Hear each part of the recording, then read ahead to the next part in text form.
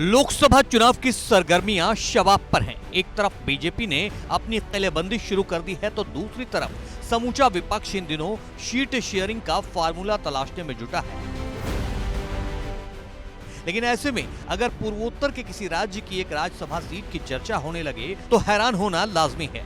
खबर ही ऐसी है, राज्यसभा चुनाव को लेकर पूर्वोत्तर का सिक्किम चर्चा में है। वजह है चीन की सीमा से सटे इस राज्य से राज्यसभा चुनाव के लिए भारतीय जनता पार्टी का उम्मीदवार उतारना।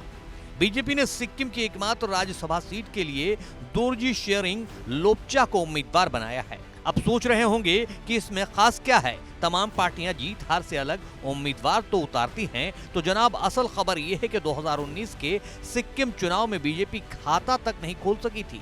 जिस सूबे के विधानसभा चुनाव में बीजेपी का एक भी विधायक नहीं जीता था, उस सूबे में पार्टी ने राज्यसभा चुनाव के लिए उम्मीदवार उतार दिया है। तो आखिर ऐसा क्या है, इसे समझने के लिए सिक्किम का सियासी इतिहास और वर्तमान मुख्यमंत्री पीएस तमांग गोले का सियासी बैकग्राउंड जानना होगा। दरअसल पीएस गोले को भ्रष्टाचार के एक मामले में दोषी ठहराते हुए कोर्ट ने सजा सुनाई थी। पीएस गोले सजा काटकर 10 अगस्त 2018 को जेल से बाहर आए। नियमों के मुताबिक भ्रष्टाचार के किसी मामले में दोषी ठहराए जाने पर संबंधित नेता जेल से बाहर आने के बाद 6 साल तक कोई चुनाव नहीं लड़ सकता। इसी वजह से पीएस गोले 2019 के विधानसभा चुनाव में खुद नहीं उतरे थे। हालांकि चुनाव में एसकेएम की जीत के बाद विधायक दल की बैठक में गोले को विधायक दल का नेता चुन लिया गया और वो सीएम बने। सीएम बनने के बाद पीएस गोले अक्टूबर 2019 में उपचुनाव जीतकर विधानसभा सदस्य निर्वाचित हो गए थे।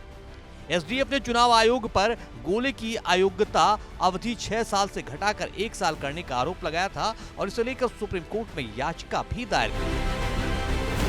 सियासी गलियारों में इस बात की चर्चा बनी रहती है कि बीजेपी के सहयोग से ही गोले की कुर्सी और विधायकी बची थी और अब उनका राज्यसभा सीट छोड़ना उसी एहसान का बदला चुकाने की कोशिश है, क्योंकि पीएस गोले ने एसकेएम की जीत सुनिश्चित होने के बावजूद राज्यसभा सीट बीजेपी के लिए छोड़ दी है। तो इसे सरकार सेफ करने के लिए सहयोगी दल और दोरजी के लिए एक तरह से रिटर्न गिफ्ट की तरह देखा जा रहा है।